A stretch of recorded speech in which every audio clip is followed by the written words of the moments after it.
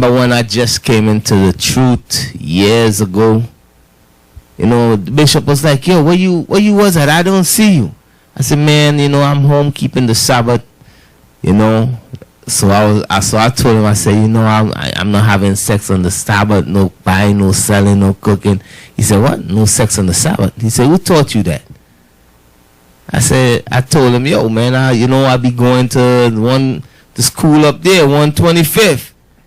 He said, man, stop going up there, man. You know, and that's when he invited me to his house. You know, I went up there once. You know, so they taught me, they was like, yo,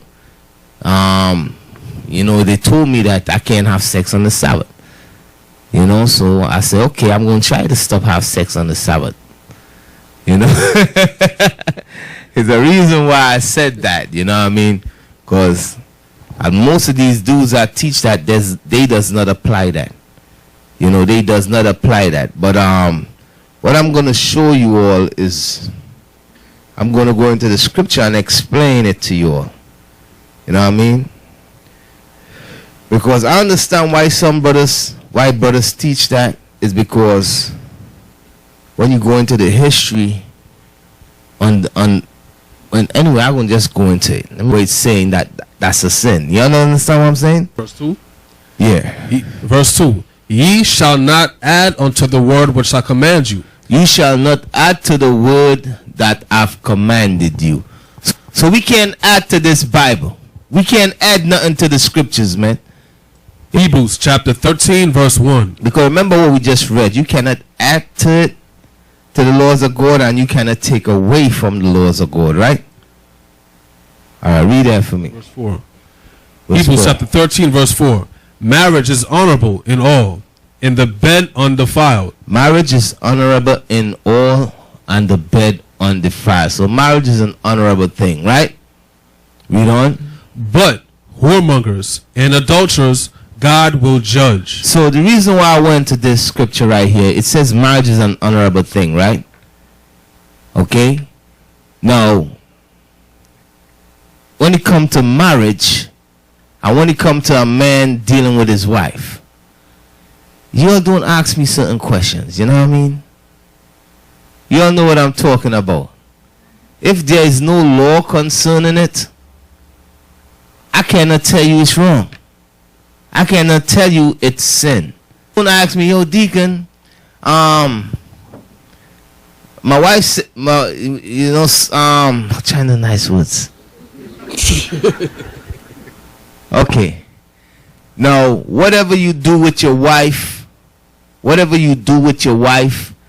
the bedroom, you know, some you brothers and sisters know what I'm talking about.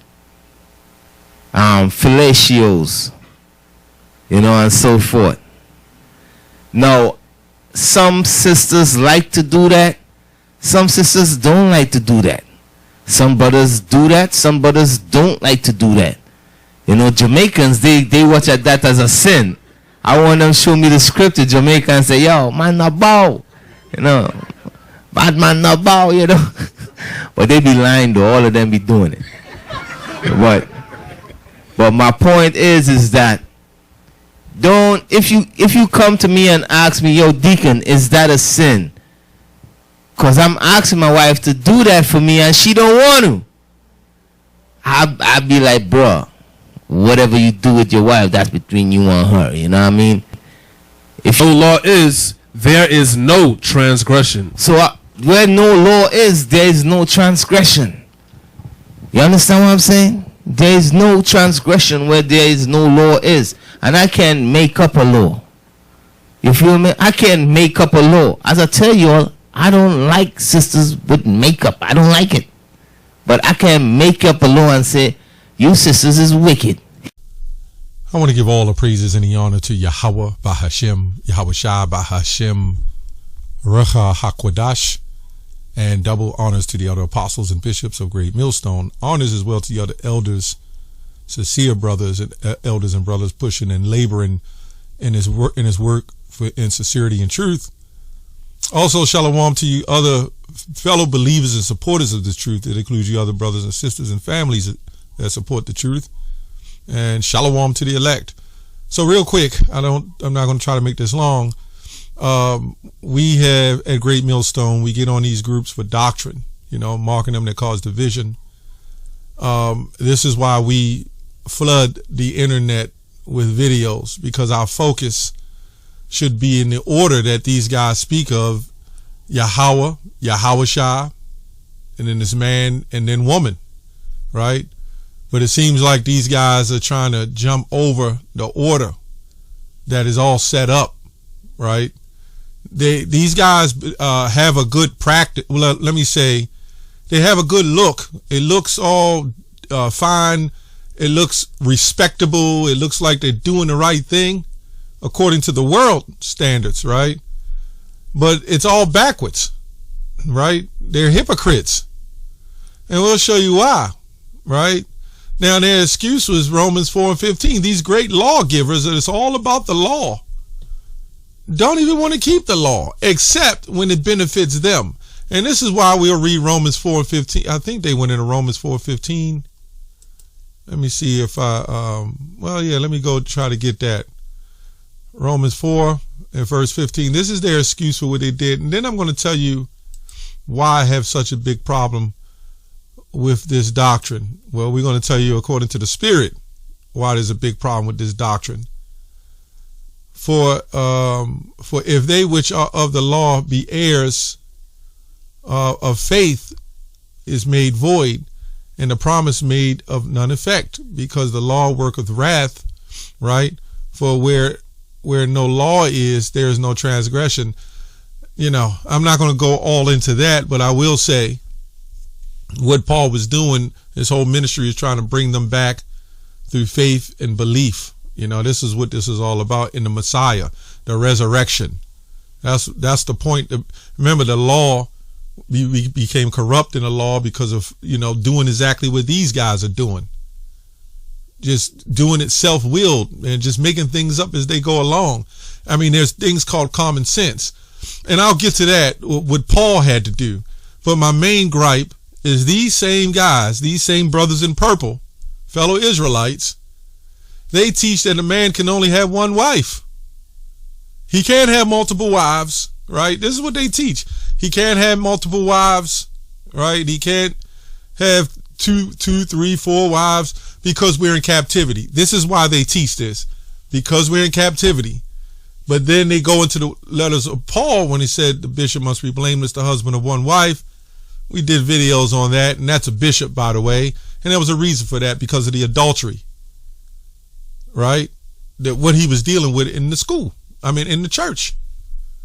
He would only be blameless because he wouldn't be, because they was passing around so many damn women, and I'm not going to go into that, but I'm just giving you a summary. Because they was passing around the women, the men was giving up the women, vice versa.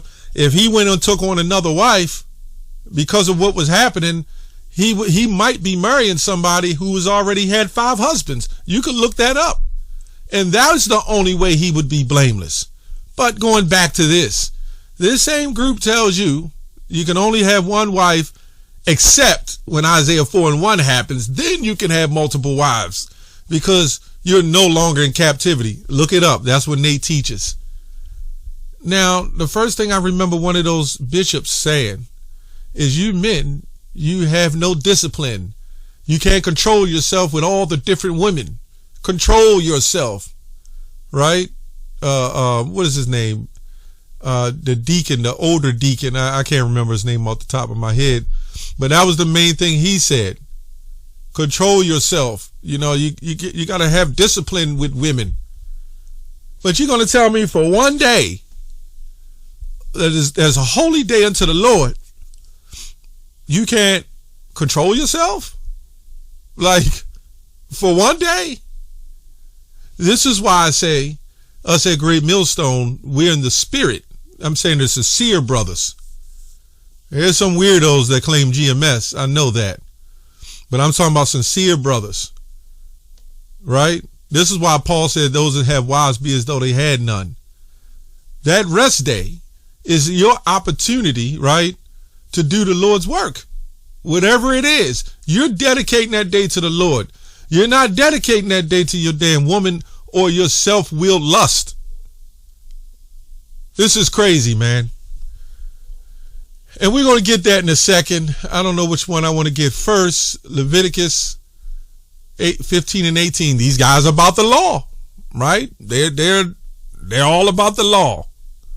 It says, the woman also with whom man shall lie with, seed of copulation, they shall both bathe themselves in water and be unclean until evening. All right, so let's go to the NLT, see what that says. After a man and a woman have sexual intercourse, they must each bathe in water, and they will remain unclean until the next even. So you're in the middle of a holy day, right? And they'll say, well, that's not an important day, but they wear their fringes. You see how phony this is, man? Hypocritical, liars. It's all about wearing fringes, but you can't contain yourself for the day to observe the Lord, right? I pulled up some Google thing that's going in, they have their holy days of how they call it. Well, we have Passover, the Memorial, blowing the trumpets, and Day of Atonement, and so forth. So I'm going to read a couple of these. It says, Passover from Egypt's special meal, including telling the story of the symbolic food like mitzvah.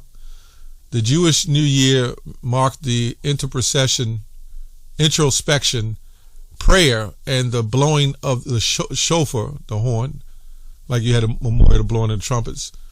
The holiest day, Yom Kippur, right, the holiest day of the year, observing 25-hour fast, intensive prayer and atonement. So I guess they can have sex on the Day of Atonement too? Isn't it about abstaining from the pleasures of the world and the lust? You got 6 other days in the week that you could do these things with a woman. I can understand somebody new and don't understand and they're still fighting it. When you've been in the truth, once you cross over to the truth, you make a sacrifice. Oh, Jephthah had to give up his own daughter. Right? He had to sacrifice his own daughter. Anyway, the Feast of Tabernacles, where the Jews dwell in temporary huts to remember the Israelites' time wandering in the desert. So you see the point of holy days, the holy days. Let's give an example of 1 Corinthians 7, right? And this is talking about the teachings of marriage. He said, where there's no law, there's no transgression, right? And really, he was going into them talking about being the seed of Abraham, so forth and so on. And they were making up, they were being over righteous Israelites. But this case, nothing's over righteous about this, man. Okay, 1 Corinthians 7, and we're going to touch down at about 10. And it says, and unto the married I command yet not I, but the Lord. He's saying the Lord commanded this. Let not the wife depart from her husband, but that if she depart, let her remain unmarried, which that ain't happening these days. Where do they think they live? Right? Or be reconciled to her husband, and let not the husband put away his wife. But it goes on to say, but to the rest I speak, to the others, right? He's talking about, and to the married with their wives, right? He's speaking about these women. But to the rest speak I, not the Lord. Now, why did he say not the Lord in this case? Because he's talking about the law. So there's certain revisions that had to be made according to the law, because remember, we lost our identity, right? It's going to go on to say, if any brother have a wife that believeth not, and she be pleased to dwell with him, let him not put her away. This same group says you give it a year. You see how they make up their own laws? It doesn't say that in here. They say you give it a year, and if they don't comply, you got to get rid of them. Come to the school, and we'll hook you up with a husband or wife. This is literally what they're saying. I got the videos on it, right? I still got the videos saved of them saying that. They literally said, give it a year, and if they don't want to convert, then what are you going to do? So in other words, if there's a woman that come in that school who got a husband of the world, and he doesn't join up after a year, I know the scriptures do say a wife be a good pleasing to your husband so that he may convert, right? And that is the point, to try to get him to convert. But you got to trust in the Lord that the Lord will, because remember, it's the Lord that wakes him up.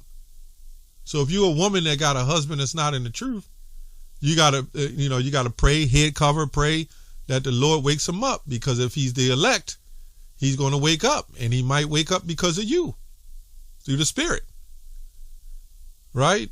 And then he tell these men, when they come in there to get, if they don't work out, you got to get rid of her.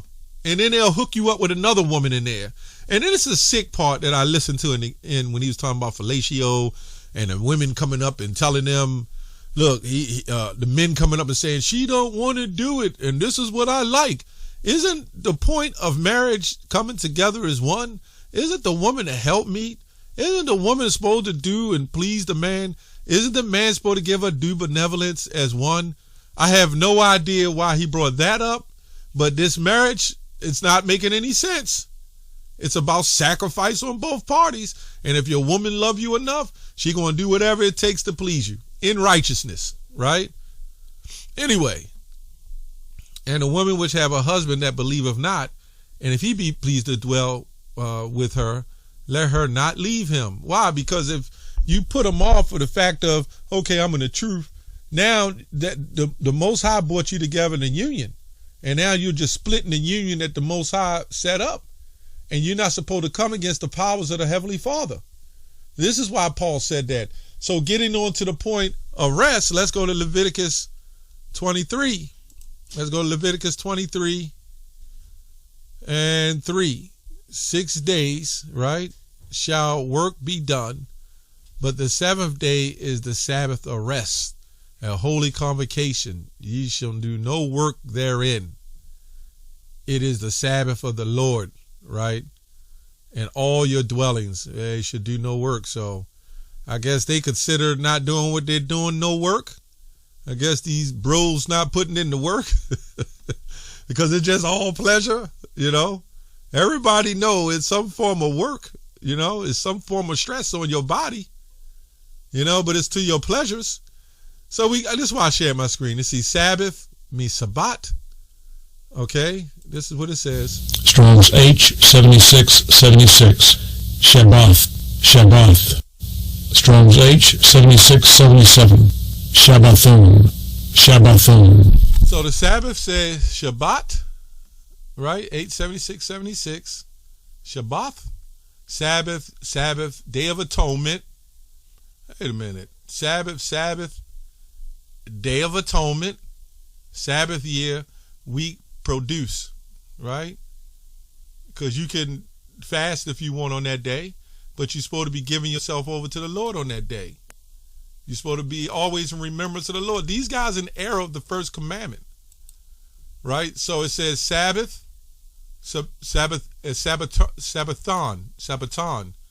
This is what this says. It says Sabbath, Day of Atonement. They mean the same thing, but they have two different Strong's definition. So when you go into the root, this is what the root says, right? It says to cease, to desist, to rest. In the middle of the day, or when that Sabbath night come in, you can't contain yourself and be disciplined, because, you worked all week and you can't make that sacrifice. That's crazy, man. That's why the scripture in the first commandment says, love the Lord with all your heart, soul, might, and strength. It says to cause the seed, to put to an end, to exterminate, to destroy, to cause to desist, right? Shabbath, to repose, right? To desist from exertion, right? So maybe the jakes ain't putting in no work. I don't know. Desist from exertion. Again, that's whatever you do is your business. I'm just saying, it's got to take a little bit of something, you know what I'm saying, to want to have, to have sex, whatever it is. You know what I'm saying? Everybody's desires and levels are different. I know that. But damn, you know what I'm saying? Anyway, there's a lot I can't say in this video. Anyway, desist from exertion used in many implied relations. Because I've met some guys that would always tell me, man, shit, I don't work hard at all. I don't do, you know, I just chill, man. When I go get down like that with a woman, I don't even put no effort in. Yeah, okay. You know, that's some people, right? You know, a lot of jakes are selfish too. You know, a lot of jakes are selfish. They only concerned about themselves, right? I had a guy tell me that. He said, man, I just make sure I'm all right. I don't give a goddamn about her. Hey, that's what I mean. Lazy Jake. You know what I'm saying? But anyway, getting back into the lesson. From exertion used in many implied relations. To cease, we get the point.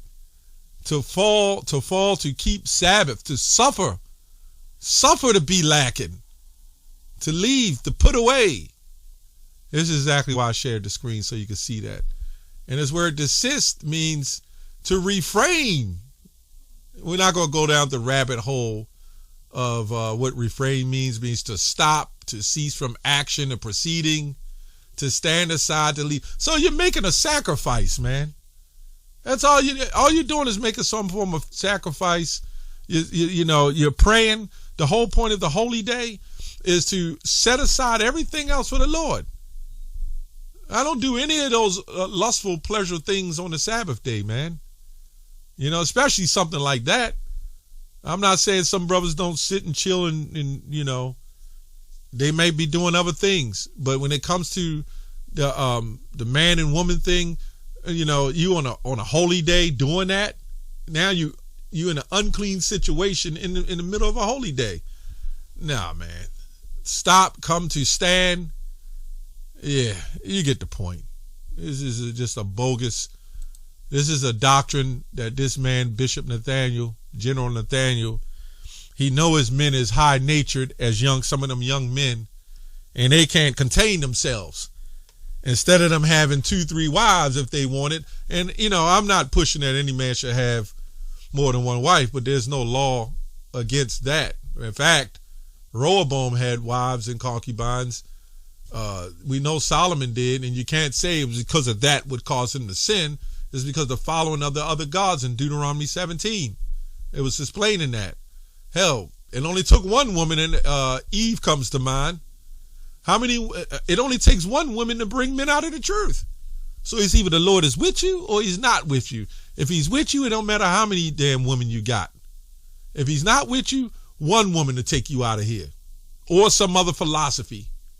Some wicked woman philosophy, right? You got the wise woman on the right-hand side, which is the righteous philosophy, and you got the harlot on the left-hand side, which is the wicked philosophy. It only takes one. Anyway, hope this lesson was edifying. That's all I have on that. Shalom.